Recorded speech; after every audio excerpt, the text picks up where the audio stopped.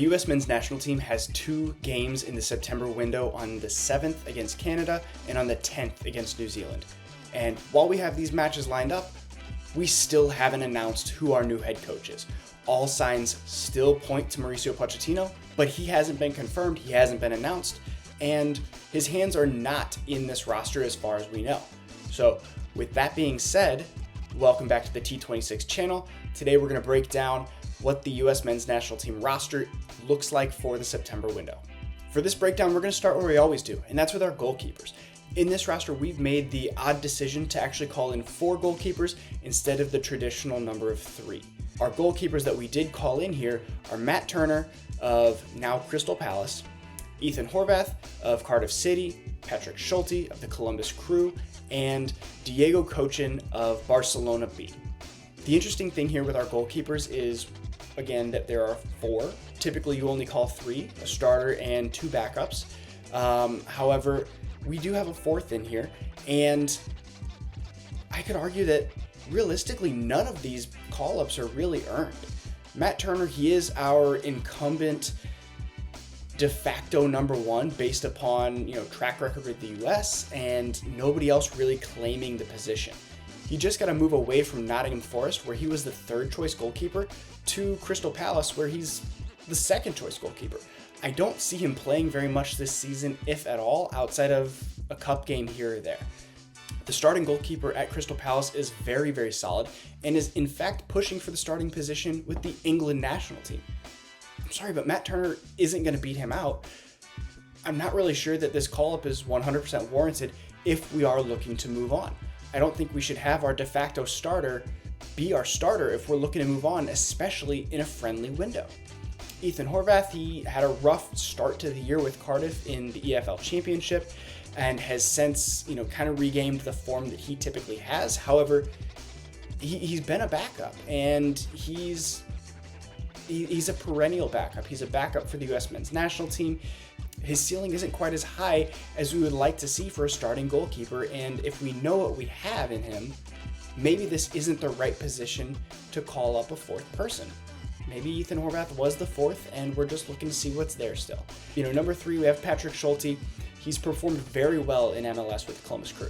He's continually developed and grown, but over the summer, his performances in the Olympics, they weren't what we had expected. He looked shaky, he looked indecisive, and left a little bit to be desired, if I'm being honest. And finally, Diego Cochin. He is with Barcelona B, and according to Barcelona, he is the heir apparent to Ter Stegen, which is great. I love to hear that, but the kid's only 18. That's very, very young for a goalkeeper. We see some great talent come through at the age of 18 when we're talking about attacking players, but goalkeepers traditionally take longer to develop, and Barcelona B plays in the 3rd division of the Spanish football pyramid. That's not a very high level. So no matter how talented this kid may be, he's a kid. He's not seeing high-level professional minutes outside of when he does get to train with the Barcelona A team. So is that a warranted call-up? Not really, in my opinion, but who else are we going to call up? Gaga Slonina is playing in the 3rd division of England with Barnsley, and again, he's still developing. He's still 19, maybe 20 years old, still a very young goalkeeper himself. In my opinion, it does benefit us to call Diego Cochin in because he is a dual national. He does have Spain in his ear as well, and this ultimately can just be a vote of confidence saying, hey kid, we see you, we see your potential, and we are investing in you, right? It's one of those just initial touch points to say, this is what we're all about. We believe in you. We think that you have a great future here. Come join our team. Come see what we can do. Up next, we're going to look at our defenders, and there are a few surprises in here and, 1 or 2 omissions that we do need to talk about. The defenders that we did call into camp are Marlon Fossey of Standard Liège, Christopher Lund of Palermo, Mark McKenzie of Toulouse, Tim Ream of Charlotte FC, Joe Scally of Borussia Mönchengladbach, Austin Trusty of Celtic, and Caleb Wiley of Strasbourg. Now, overall, there are some inclusions that I'm excited to see, and there's some exclusions that we do need to talk about that, could be very telling. So first off, Marlon Fossey gets his first call-up with the U.S. men's national team. He's been fairly consistent in the Belgian league with Standard Liège, And we know that the level's not as high as we would like it to be in Belgium. So how Marlon Fossey's game is going to translate to the US men's national team is going to be something that we need to watch for. If he's ready, we'll be able to tell. If he's not, it's going to be very obvious, and we're not going to see him for quite some time, I would bet. Next up is Christopher Lund of Palermo, and while we've seen him in short spurts with the U.S. men's national team, he hasn't gotten a lot of playing time because Anthony Robinson has had that position locked down for the last 3-4 years, and there's been no realistic replacement for him. Christopher Lund might be getting his opportunity. We're going to see if he is up to the level or if he's still a very far cry from a reliable left back to Anthony Robinson. Mark McKenzie's coming to us for the first time in a little while after completing a good transfer from Genk in the Belgian league to Toulouse in Ligue 1. And this is a step up for him. He's playing in a top 5 league, and he's already getting minutes, even though he's only a week or two into the season and into his time with this new team. Hopefully we can see some continued growth from Mark, and he can really start to challenge for one of those starting center back positions that is likely going to be next to Chris Richards for the foreseeable future. Speaking of Chris Richards, I forgot to mention him in our initial breakdown here, but he is on this roster as well, and I would expect him to start both games and to get a couple of different looks at who's going to pair best with him. Chris has had an average start to the season with Crystal Palace, and we're looking to see him step up more, especially with the U.S. men's national team. He's always been fairly solid with Palace, and even in the past when he was getting minutes in the Bundesliga, but he's never really had a consistent showing with the U.S. men's national team. And with his former partner Tim Ream potentially aging out and him getting a couple of new looks at who's going to be sitting next to him in that center back pairing, we really need Chris to step into his own and dominate that role. Tim Ream is still here, and I am, for one, I'm happy to see it. I think he brings a lot to the table when it comes to leadership and his ability on the ball. Tim Ream has made the move from Fulham to Charlotte in the MLS, and we're going to see how that works out for him. We're going to see if his level continues to stay really high, if his pace of play continues to stay there, and his decision making stays sharp. As we all know, and we've discussed multiple times, Tim is aging. Hopefully he can continue to be an Iron Man and play well for us and be that calm presence on the ball, but we need to prepare for the fact that that may not be the case moving forward, and we need to find a good center back partner for Chris Richards. One of those other center back pairings that we might be able to see this go around is Austin Trusty. He just got a move to Celtic from the English Championship with Sheffield, and we're going to have to see how his level continues to go. The positives playing for Celtic are that they're playing Champions League. They're going to get roughly 8 games against the absolute top level of competition in soccer today, which is great. But when they move back to, the Scottish Premiership, they have 1, maybe 2 tough games, and outside of that, they absolutely dominate the league. And we saw with Cameron Carter-Vickers over the summer that pace of play and that comfortability on the ball, it's not there with the U.S. men's national team because the levels that they're playing against in the Scottish Premiership are so low. So hopefully Austin Trusty continues to get good game time and get more comfortable on the ball, but his sharpness and pace of play stays high. Our next inclusion is our starting right back for this camp, and that is Joe Scally. Joe Scally is one of the only players who was able to hold his head high coming out of Copa America. He continues to prove that when he's asked to do what's within his capabilities, which is defend, he's very, very solid. Attacking is not his forte, and we've known that for a while, but he's continually proven time and time again with the U.S. men's national team and Borussia Mönchengladbach that he is a solid defender. He's somebody that we can rely upon to put in a good shift. I would be very surprised if he doesn't start the game against Canada and go head-to-head with Alphonso Davies. He's done it before. Obviously, he has help from his winger, whether that be Tim Weah in the past or Brendan Aronson, but he's our best bet to slow down Davies in this game. And finally, we have another one of our new inclusions, and that's Caleb Wiley. Caleb Wiley is coming to us from Strasbourg in Ligue 1. Again, this young wingback is already making his mark within his new team. He's gotten some solid minutes already, and he's also provided an assist.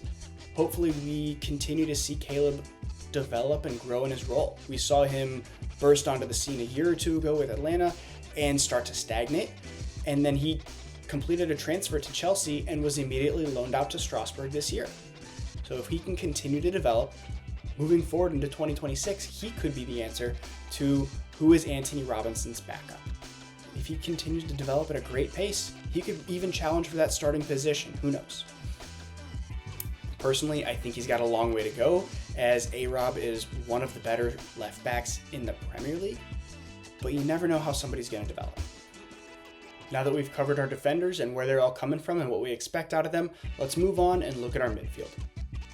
Our midfielders consist of a lot of staples that we've seen from previous camps, and there is another omission or two and an inclusion or two that was surprising to me. So starting off, we do have Brendan Aronson of Leeds United, Johnny Cardoso from Real Betis, Luca De La Torre from Celta de Vigo, Aidan Morris from Middlesbrough, Yunus Musa from AC Milan, Gio Reyna from Borussia Dortmund, and Malik Tillman from PSV. First off, let's talk about Brendan Aronson, who's back at Leeds United this year in the English Championship. He's off to a really hot start. He's getting minutes. He looks, fairly confident in himself and on the ball, and is already getting on the score sheet. Hopefully he can continue this positive momentum and regain some of that form that we saw him lose leading up to and after the World Cup. The last couple of years when Leeds was in the Premier League and then his move to Union Berlin in the Bundesliga last season, he didn't really look too confident on the ball and was getting knocked around quite a bit until the last couple of games in the Bundesliga last year. Now he's off to a hot start with Leeds again in the Championship. Maybe it's confidence, maybe this is just his level. We need to wait and see, but I'm glad to see him getting on the score sheet and playing with confidence again. Up next is Johnny Cardoso of Real Betis, and he is not quite off to the start that we had hoped he was going to get to this year. After coming off of a very, very solid second half of the season with Betis last year, he has started off on the bench a few times, and again, he's looked solid when he's played, but he's not getting quite the game time that we'd hoped. With Tyler Adams being injured, Johnny has a really big opportunity to step up and establish himself as a potential starter in our lineup, especially with a new coach coming in. All of that old favoritism from Greg Berhalter, it goes out the window. This is a big opportunity for Johnny to really plant his flag and say, I belong in this double pivot, I belong here, and really grab who we hope is Mauricio Pochettino's eyes. Luca De La Torre is the next name on our list, and he belongs to Celta de Vigo. Now, Luca has not played so far this season. He's been out with an injury. He was on the transfer list for Celta de Vigo, so we're not really sure what he's going to look like coming in. Is this going to help him in his preseason fitness and hopefully get him back into the team? Or is this an opportunity for him to showcase himself and what he can do and hopefully wait for a transfer come January? We're not really sure. I'm excited to see what he can bring to the table, and if he gets in, let's see where he fit. Up next is that first surprise that I didn't really expect to see on this list, and that's Aidan Morris of Middlesbrough. Aidan Morris, he recently got a transfer from the Columbus Crew in MLS to Middlesbrough in the English Championship. He's off to a really good start. He's looking confident and aggressive on the ball, and his movement's been really great, and he acclimated to the different play style pretty quickly. Does that mean he's going to break into the team when all of our midfielders are healthy? Probably not. But if he continues to grow and develop and he plants his flag and says, hey, I'm here, I belong in this midfield, somebody else is going to have to kick him out. After Aidan Morris is another mainstay in our lineup for the last few years, and that is Yunus Musa. Yunus Musa has gotten some good minutes for AC Milan so far. He's gotten a start here. He's gotten good minutes off the bench in the other games, but AC Milan has looked very shaky all the way through their season so far, and Yunus Musa, he's kind of in that category where, again, he's still very good on the ball, very technical. He can break lines off the dribble, but once he gets into the final third, his decision-making kind of falls apart. The first game of the season when Musa came off the bench, I thought he looked great in the final third. He looked decisive, he looked aggressive, he had a couple of good shots, and even had a cross that led to an assist to save them a point. But since then, he's kind of fallen back into old habits and has not been that aggressive and not been that assertive in the final third, and it's cost him a little bit, I think. Hopefully he can regain that confidence and assertiveness in that attacking third of the game and establish himself in this team. I'm a big fan of Yunus Musa and what he can do on the ball. I just need to see a little bit more with that final decision to really solidify himself in my lineup. Up next, we would have Gio Reyna of Borussia Dortmund. And Gio, I think we all thought he was going to get a transfer this season, whether it be a loan or a permanent deal. I did not expect him to be back at Dortmund after this season he had last year and the lack of minutes and the lack of trust that the club apparently seemed to have in him. However, they've kind of changed their tune and said that he does have a role to play with the team this season. That being said, after 3 matches, he only has about 10 minutes of game time, and they don't seem to be putting a lot of trust in him. So he may be in for a rough club season, but I hope he uses this opportunity to get some minutes in his legs, showcase his talent, and go back to his club situation and say that, look, I can do this at the international level. I can absolutely do it here in the Bundesliga as well. And our last member of the midfield is Malik Tillman. Malik is off to a really hot start with PSV. He signed a permanent deal to stay there over the summer, and he picked up right where he left off with PSV last season. He's looked sharp, he's looked fast, he's looked confident, but we've not really seen that translate to the US men's national team. So in order for Malik to establish himself, he needs to stop just beating up on the weaker teams in the Eredivisie and make that jump and make that translation to beating the stronger opponents that he's coming up against, whether it be in the Champions League or at the international level.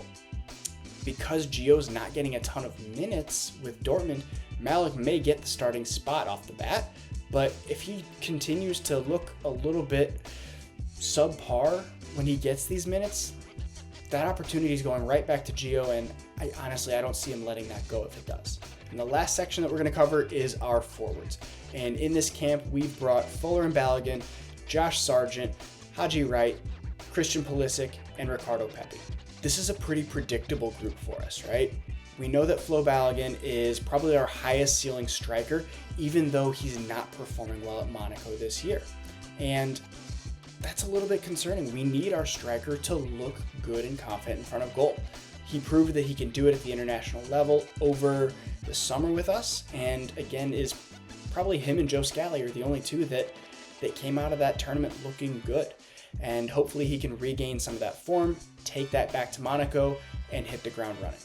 Up next, we have Josh Sargent, who is looking as strong as ever with Norwich this year.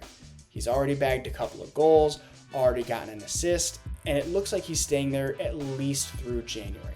There are a couple of rumors surrounding him, whether he would come to MLS, thankfully he did not, or whether he would get a move to a Bundesliga or Premier League club. I'm not sure why neither of those happened. However, I'm not upset that we're going to see him continue to be confident in front of goal with Norwich and get a lot of opportunity. I think that Josh is a confidence-based player, and the more goals he puts in, the better he's going to be for us. I see him getting an opportunity this camp. He didn't get to over the summer because he was injured and not fully fit. However, it's a clean slate for everybody with us having just an interim head coach and Pochettino not even being announced yet. So maybe Josh gets to showcase some of what he's bringing to the table this time around. Haji Wright is another name that I'm excited to see. He's coming off of his best season ever with Coventry, and he's looked good to start this year as well. Where we see him play is a little bit more of a mystery. Is he going to be up top, or is he going to be playing on the wing like he is at his club? And if he does go on the wing, which wing is it? We know that Christian Pulisic is typically our left winger, and he is our best player. However, Haji's more comfortable there, and Pulisic has proven that he can move to the right wing as well as play the number 10 and be equally as effective. So that gives us a few more options and a little bit more depth that maybe we get Haji on the field as a left winger. We'll see where he fits. We'll see what he can do. As I mentioned, Christian Pulisic is in this roster, and he's already got 1 goal for AC Milan and 1 assist for them as well, but he hasn't looked quite as sharp as I had hoped. He's been a little bit wasteful in these first couple of games for Milan, and I'd love to see him tighten that up and regain his form and really take that back to Milan and press on with another outstanding club season. And finally, we've got Ricardo Pepi. Ricardo Pepi is in a very rough situation at PSV. He's a good striker, he's developing, he's always performed for us, but he's also behind their club captain and best player, Luke de Jong at PSV. He's not seeing very many minutes at all, even in garbage time. They are playing Luke de Jong until his legs fall off, and Ricardo Pepi's getting garbage minutes. He's producing in those minutes, but it's not enough to really round into form and show that you truly belong with the national team. Luke de Jong did suffer a small injury in their last game out, and Ricardo Pepi was able to come in. He didn't cover himself in glory and score, but again, he's proving to be competent at that level. Obviously, we never wish injury upon anybody, but if it's an opportunity for Ricardo Pepi to showcase himself a little bit more and earn a little bit more playtime, I'm not going to complain if de Jong misses a week or two and then the playtime evens out. Last but not least, we need to talk about a few omissions from this lineup. I mentioned that Anthony Robinson's not here. He's recovering and just getting a little bit of rest after a busy summer and a busy start to the club season. Second, and most notably for me, is Weston McKennie. Weston McKennie is not in this lineup, and he had a very tumultuous summer. He did not look good with the U.S. men's national team, was basically told that he was out of the plans at Juventus, earned a way back in, but still has yet to really see the field for them beyond a few minutes. And from what we're being told, he's still in preseason form, so whether the Federation elected to keep him there at Juventus or he elected to stay, or Juventus said, hey, let him stay here and regain fitness with us, he's not in our lineup. He's fighting for a position in his club. Obviously, competition at clubs of that magnitude is always high, but Weston is incredibly important to our team. When he's fit and motivated, he's one of our best players. We need him to be in form and playing consistently at the club level. Tyler Adams is also left out of this roster. He's still recovering from a back surgery that he had over the summer after Copa America. We may see him in October, we may see him in December. We don't really know what his time frame is looking like. I'm just hoping that he can get 100% healthy and come back to us when he's truly ready. Another notable name that's not on this list is Cameron Carter-Vickers. Now, Cameron Carter-Vickers, he's playing with Celtic, but he's recovering from a toe injury. I'm not sure how much that came into play, as he did play against Rangers over the weekend.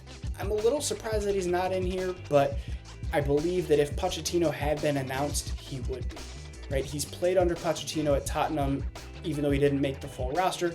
Pochettino is familiar with Cameron Carter-Vickers and his ability. Hopefully that bodes well for him. That's a motivating factor for him to get healthy and get back in this roster and really up his level of play. And with that being said, the biggest omission outside of our players is our head coach. We haven't announced anybody. While I'm not really worried at this point, I am getting nervous. Why hasn't he been announced? What's the delay? Right? We need to get our head coach in as soon as possible. If it's not Pochettino, it needs to be somebody else, and it needs to be now. We have a very finite amount of time before the 2026 World Cup comes about, and we don't have competitive matches for World Cup qualifying like everybody else does. We're the hosts. Our matches don't mean as much coming in. It's hard to replicate that environment, so we need as much time as we can possibly get with our new head coach, whether it's Pochettino or somebody else. All right, guys, that's all I've got for you today. That's everything on the U.S. men's national team roster heading into the September camp. Let me know what you think of the roster. Let me know if you think anybody else was snubbed or anybody else should have been included. I'll talk to you next time.